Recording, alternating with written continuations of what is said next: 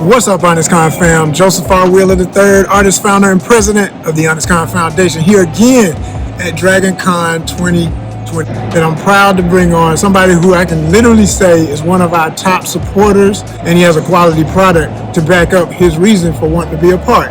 It's known as, and you probably heard me say the name, Between Magic and Dreams. That is the name of his novel series and a comic book series that is now out. And he's also a serious fan of all things popular arts. So, without further ado, I want to bring on my guest, Mr. Bryan D. Covington. All right, so as far as like my beginnings for Between Magic and Dreams, all right, let's give you the synopsis. So, Between Magic and Dreams is an urban fantasy story, and it's about a guy named Quinn Pfeiffer, who's a college student here in Atlanta, and he's fighting to preserve our reality during the rebirth of forgotten times through a phenomenon known as the New Light. Technically, there is a science experiment called HAARP, spelled HAARP, and what it does is it punches holes in the ionosphere. So it measures what goes out into space, what is drawn back by gravity, and what the Earth replenishes on its own. But the story is kind of based on this what if, which is, what if light starts getting through that shouldn't be getting through? And what if it's more than just a side effect of this experiment, but it's also a signal? So with that comes the rebirth of forgotten times, the awakening of all things that we consider to be myth and legend.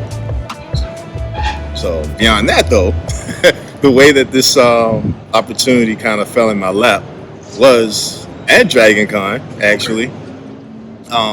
Black Sands Entertainment was offering a free course on YouTube, basically saying, if you follow these steps, then by the end of 3 months, you should have a book or comic. And I was like, okay. And Tell them who Black Sands is. I mean, I know them because they were once a part of ONYXCON. They have been vendors there at least 2, maybe even 3 times. Okay. But yeah. All right, so Black Sands Entertainment is Manuel Godoy and Giselle Godoy, wife and husband and wife, combo, who created Black Sands, Kids to Kings at the time. And they have built this empire based on the comics, and he actually had a novel out before called Sons of Nibiru, in which I think became, or part of which became, the comic book. Basically, over time, he's amassed enough pull to actually now be able to help other creators create. Right? You might know him from their time on Shark Tank. They got a deal with Kevin Hart for making their publishing go up in terms of the amount of stuff they're going to be able to do, like an animation. And I found out a little while later that he actually ended up, that deal didn't go through. Oh, wow. Because they wanted to put their hands on the company in a way that would oust all the people that have already supporting them. So basically, we wouldn't be able to back them. It would all have to come from this partnership. And he was like, that would shut out all the people that got me where I am. Yeah. So he was just like, I can't do that. Okay. I didn't know about that. I wish he would talk more about that. Yeah, I mean, I didn't know it. I had no idea. Yeah, man. I mean, not to go off on a tangent, but just real quick. Manuel Godoy can be loud, right? He can be proud. He can be a little off the cuff and stuff.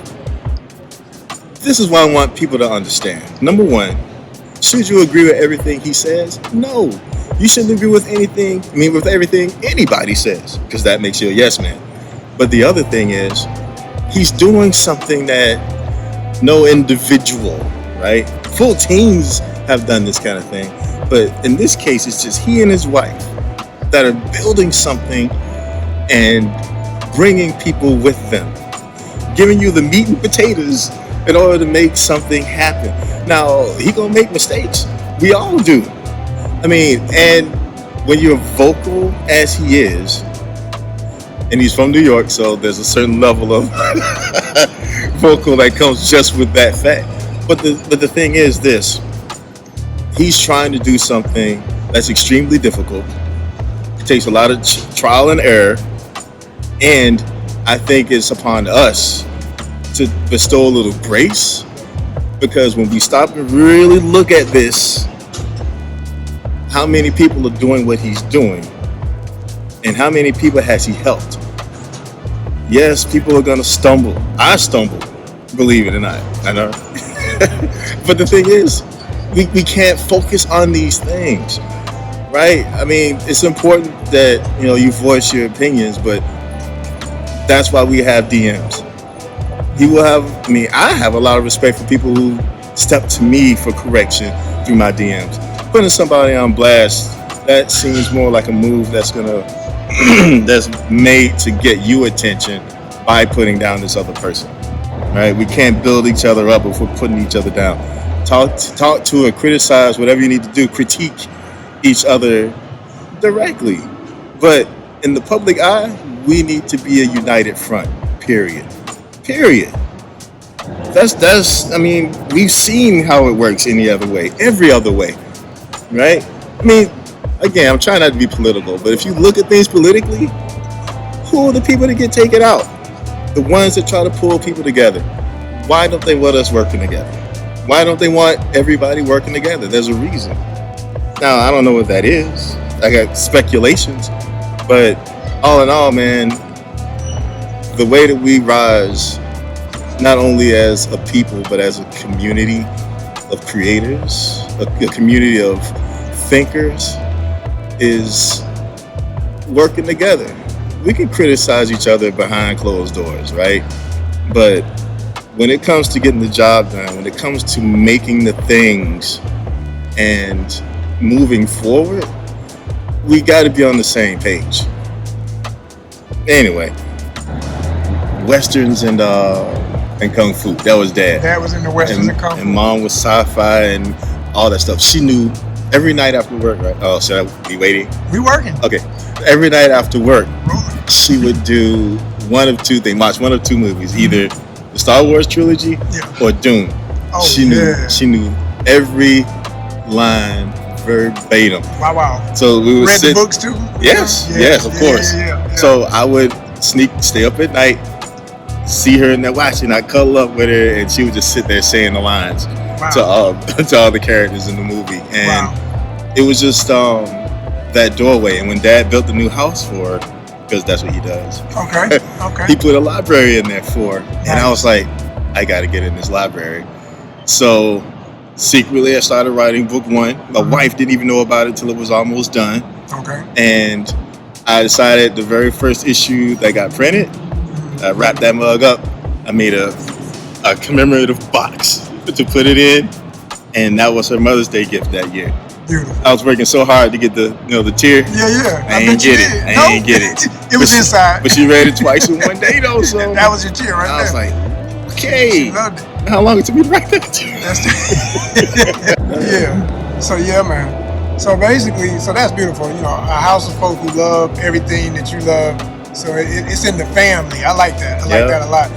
What then, did you grow up reading comics and stuff, like at a young age? Actually, a gentleman by the name of Jesse Stamps, credit to Jesse, introduced me to comics, and I was in, I think it was the 9th grade.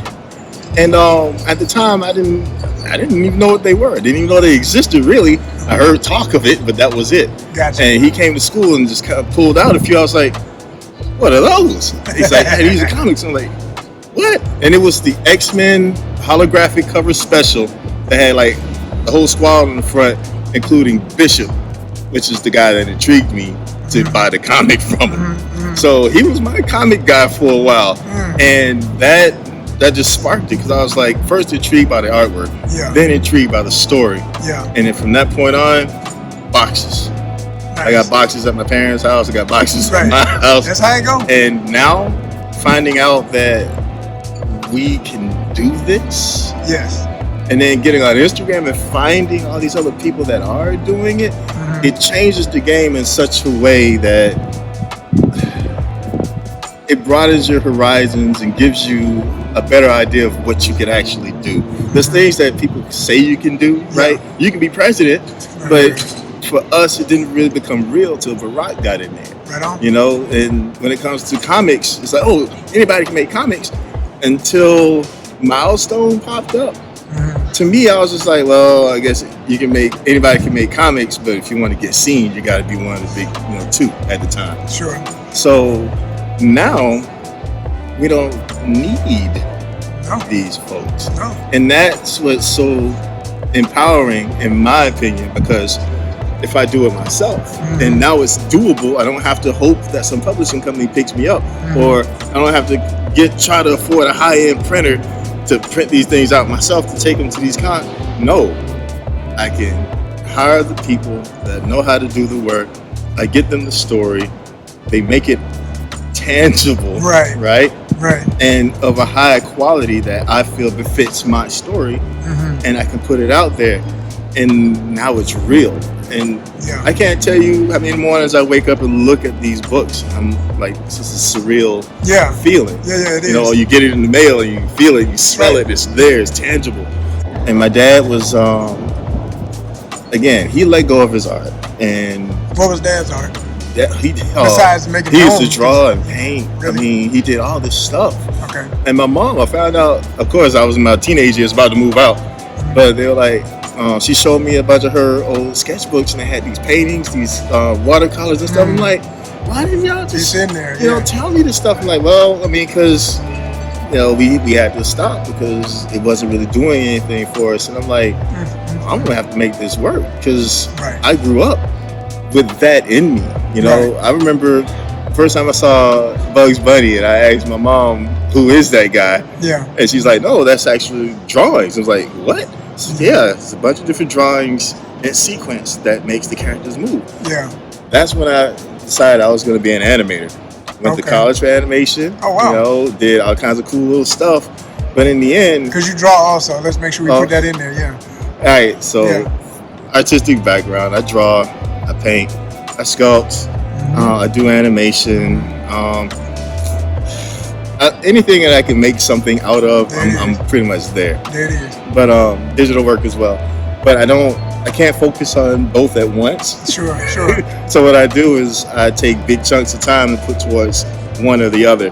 And when I started writing, that became my thing. So that's what I'm doing now. I still draw up everything, all the characters, send them to the other artists so that they can know what it is that I'm going for. And then they give it to me in their style. Like my personal style does not fit the way that El Sevilla, who is like my novel cover artist, his stuff fits the story beautifully. It does. So I'm like, all right, I need to keep you on board. So he and we have a rapport. Yes. Regardless of what goes on, he gets paid, I get work, everybody's happy. And again, it goes beyond that rapport because he has a love for the story, right? I knew his work 5 years before I even started writing the story. So when I reached out to him, I thought it was a shot in the dark, but he checked the story, he loved it and wanted to be a part of it. And I'm like, look, if you want to be a part of it, I'm happy to have you on because your quality of work matches what I'm trying to do.